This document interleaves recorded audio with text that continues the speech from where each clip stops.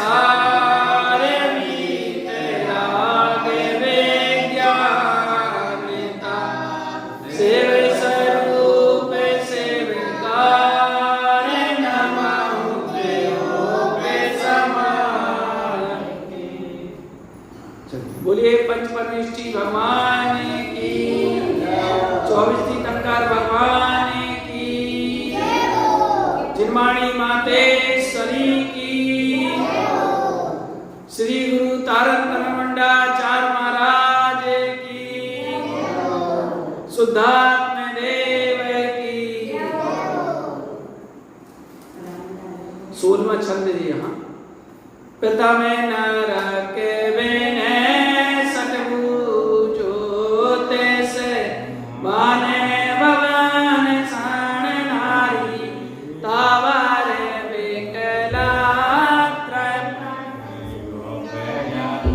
उपजात सम्यक नारी तीन लोग कहते हूँ काल माही नहीं।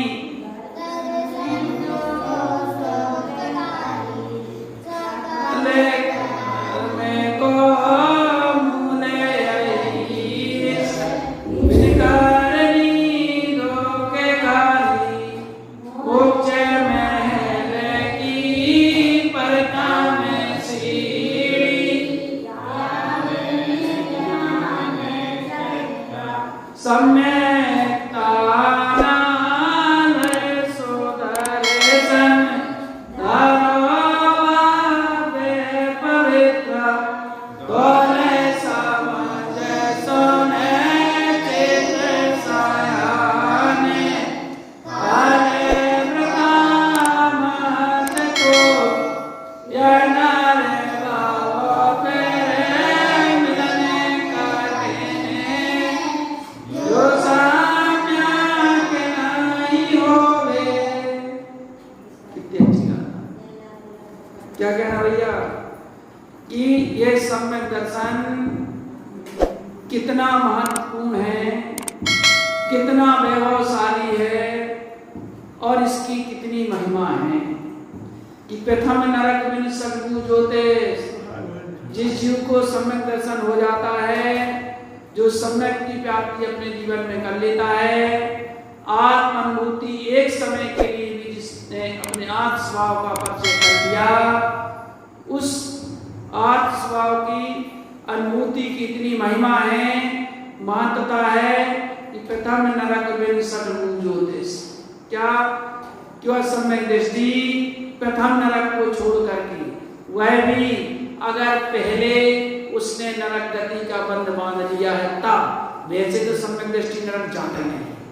और अगर मान लीजिए आयु बंध पहले कर लिया तो, जैसे राजा सैनिक ने आयु का बंध कर लिया था, साथ में नरक का किया था, लेकिन सम्यक दर्शन का प्रभाव था कि साथ में नरक से वायु का बंध टूट करके और प्रथम नरक के प्रथम पादले में जाने का रहेगा। इतनी महिमा है ना। प्रथम नरक बिन सद्बुझोते और 6 नरकों को और 6 नरकों में नहीं जाता। मतलब प्रथम नरक बिन सद्बुझोते 7 नरक होते हैं ना, इसमें प्रथम नरक जो छोड़ करके 6 नरकों में नहीं जाता। और भूज्योतिष भवनवासी, ज्योतिषी और व्यंतर, सद्बुझोते है ना। ज्योतिषी, भवनवासी और व्यंतर 3 प्रकार के देवों में उत्पन्न नहीं होता। ज्योतिषी देवों में नहीं होता, भवनवासी नहीं होता और व्यंतर देव में उत्पन्न नहीं होता। प्रथम नरक बिन सद्बुझोते वान भवन शरणारी। वान मतलब व्यंतर है ना, भवन मतलब भवनवासी और शरणारी मतलब स्त्री पर्याप्त नहीं जाता, नपुंसक नहीं होता है ना। शरणारी ये यह नपुंसक का भी है। और थावर विकलत्र है, इस थावर विकलत्र की पर्याय में नहीं जाता, पशु की पर्याय में नहीं जाता। उपजत सम्यक धारी पशु पर्याय जो है नहीं जाता। यानी 84 लाख योनियों में से 58 लाख योनियां उसकी चली जाती है। 58 लाख की तो एक गाथा आई है श्रापाचार्य ग्रंथ में, तांत्र श्रापाचार्य 268 नंबर की गाथा है। नीच इतर अप तेजम चा वायु पृथ्वी वनस्पति विकलत जोनि चा 58 लाख त्यक्तियम जी गाथा है।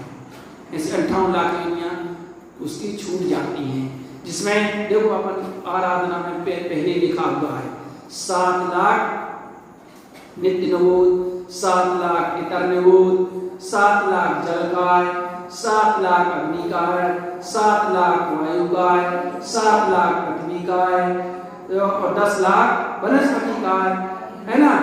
और विकलत्र में 2 इंद्रिय 2 लाख, 3 इंद्रिय 2 लाख, 4 इंद्रिय 2 लाख और ऐसी कुल 58 लाख योनियां उसकी छूट जाती हैं। इसी 58 लाख योनियों में वो नहीं जाता है ना। 84 लाख योनियों में से ये महिमा है सम्यक दर्शन की। तो प्रथम नरक में सतभुज ज्योतिष वान भवन सा नारी थावर विकलत्रे पशु में नहीं उपजत सम्यक धारी। स्थावर पर्याय में नहीं जाता, पशु भी नहीं होता और उपजत सम्यक दृष्टि की।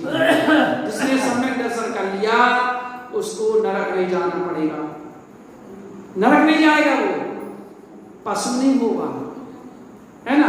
स्त्री पर्याय में नहीं जाएगा, नपुंसक भी नहीं होगा, है ना। और 3 प्रकार के देवों में उत्पन्न नहीं होगा, भवनवासी दत्तर और ज्योतिषी। बता इतनी महिमा है, किसी एक समय की अनुभूति की इतनी महिमा है। एक समय की, एक समय क्या होता है? समय की वो सबसे छोटी इकाई भाई। 1 घंटे में 60 मिनट होते हैं और 1 मिनट में कितने सेकंड? 60 सेकंड होते हैं और 1 सेकंड में असंख्यात आवलियां होती हैं और एक आवली में असंख्यात समय होते हैं। लगा गिनती, पता वो समय एक समय के लिए, इतने एक समय के लिए, यानी एक समय क्या है? आप किसी पेड़ की पत्ते की कोपले तोड़ना नहीं बता रहे, एक मतलब उसके लिए बता रहे। कोपले जो कोमल कोमल होती है, कोपले जो बसंत ऋतु में निकलती है ना, तोड़ो और उसकी गड्डी लगाओ, 1000 की गड्डी लगाओ और उसमें एक कोई पिल्लो पेना और मारो, तुरंत छिप जाएगा ना, उसमें छिप जाता ना। या नोट ले लो, 100 की गड्डी ले लो और उसमें स्टेपल लगाओ, फटाक से छट से छिड़ जाता है ना, छिड़ जाता उसमें। तो जो एक नोट में जो जब वो छिड़ता है ना, या एक कोपल में जो जब छेदते हैं ना अपन हजारों कोपलों में, तो जो पहली कोपल में छिड़ता है ना, और पहली कोपल में छिदने के बाद दूसरी कोपल में जो जाता है उसमें असंख्यात समय हो जाते हैं। बताओ इतनी छोटी समय, मतलब इतना छोटा समय एक समय कहलाता है। असंख्यात समय हो जाते हैं। और एक समय की बात करें, एक समय की अनुभूति तुम्हें 58 लाख योनियों से बचाने में जो है कारकारी है।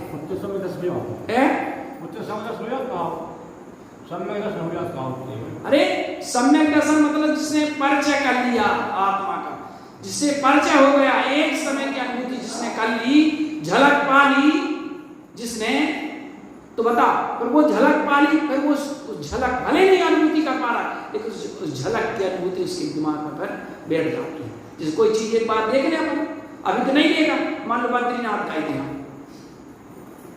हरिद्वार ऋषिकेश बद्रीनाथ का, अब बद्रीनाथ एक बार देख लिया कि भैया वहां पहाड़, जो बर्फ के पहाड़ ऐसे बहुत सुंदर है ना, जे अब एक बार देख लिया, अब वो भले हम बद्रीनाथ में नहीं है लेकिन वो स्मरण में है कि नहीं? बस ऐसी बात है। हमने रसगुल्ला खा लिया, लभी खाते रसगुल्ला खा लिया, अब रसगुल्ला का स्वाद कैसा होता बताना पड़ेगा। अरे रसगुल्ला का नाम ले लिया तो वो अभी यही स्वाद ले लिया होगा, है नहीं? स्वाद उसने ले लिया होगा।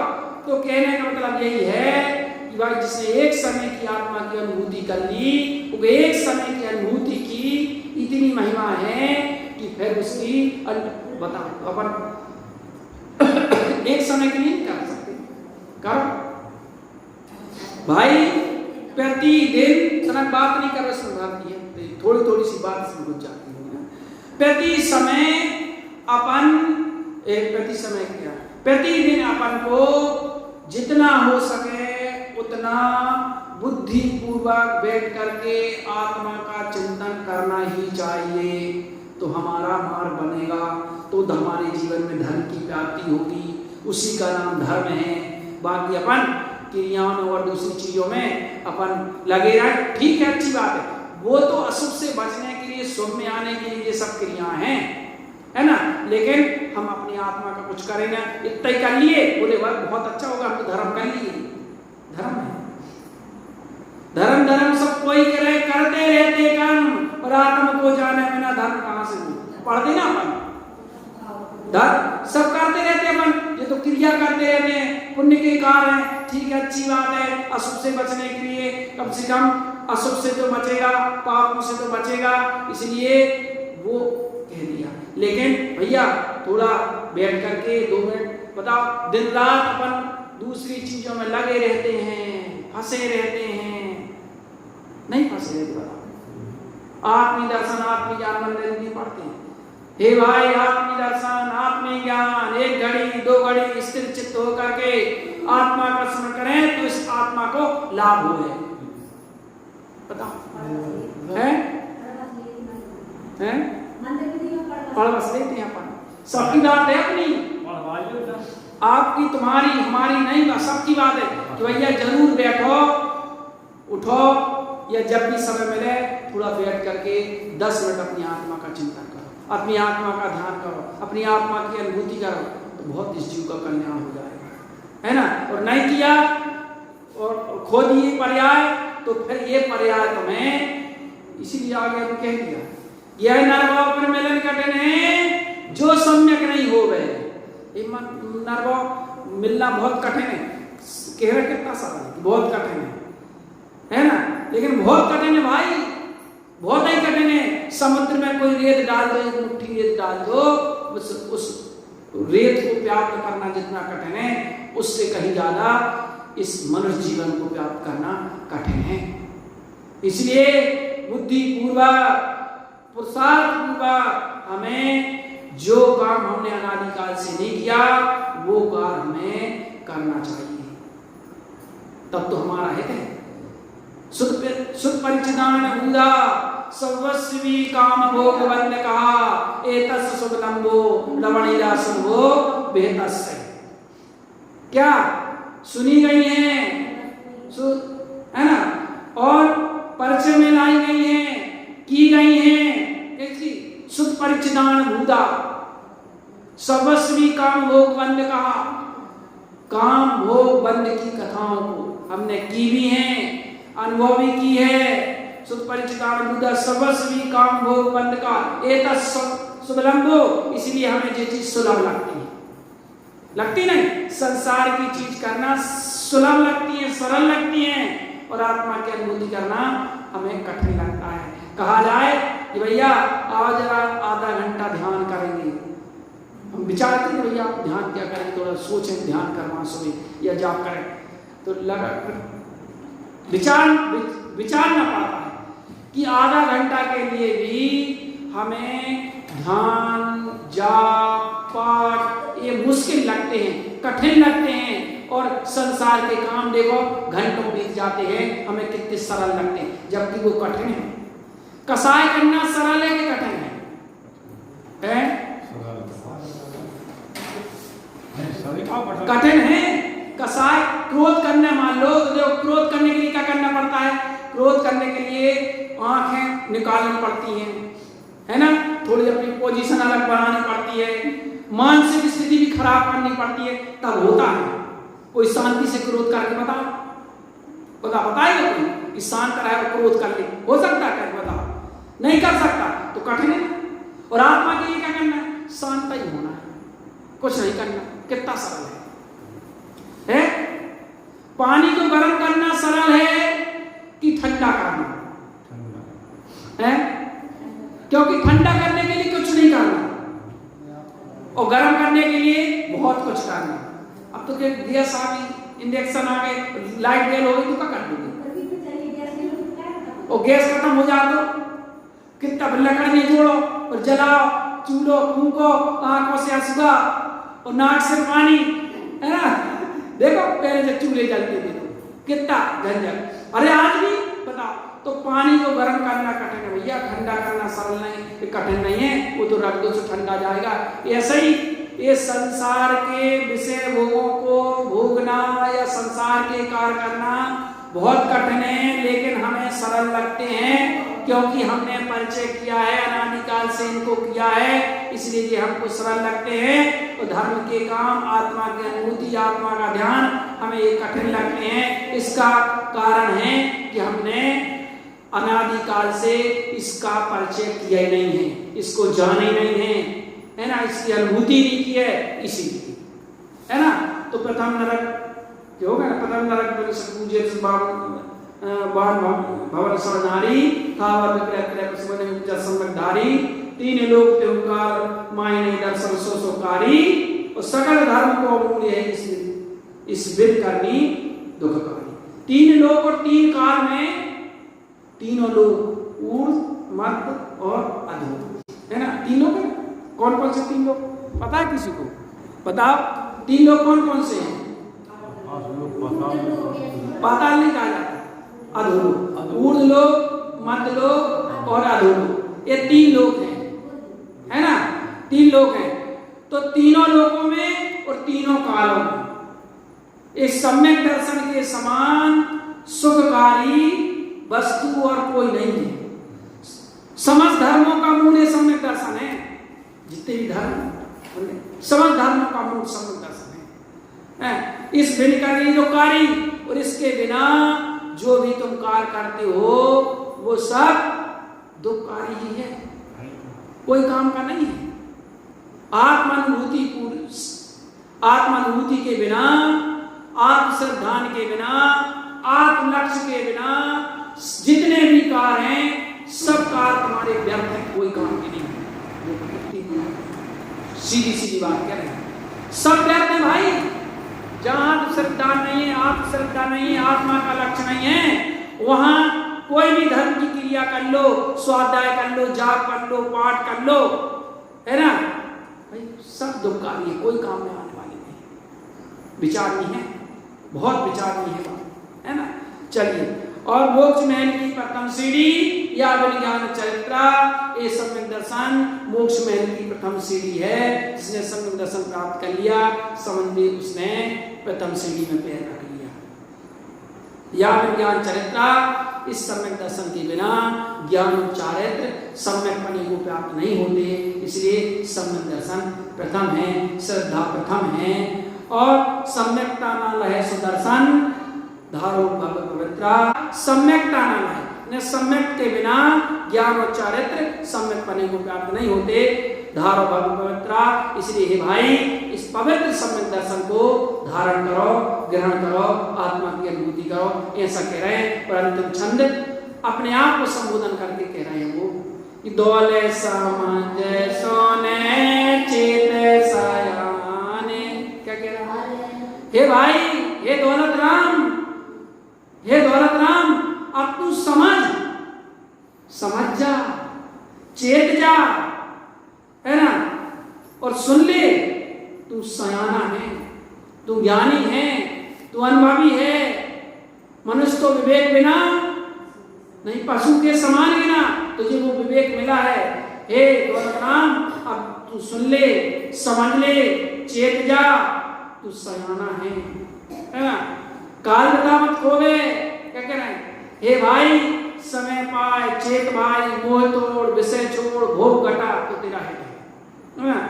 सयाने, काल बता मत खोवे, इस समय को व्यर्थ मत गवाओ।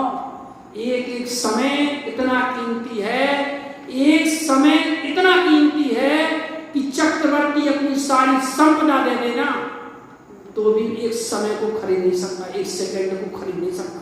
बोलो, सिकंदर का अपन ने सुना तो बता थोड़ी समय के लिए मां से मिलना चाहता था, लेकिन उतना समय भी नहीं बचा था, नहीं मिल पाया। क्या काम दौलत आई, सारे विश्व को जीता।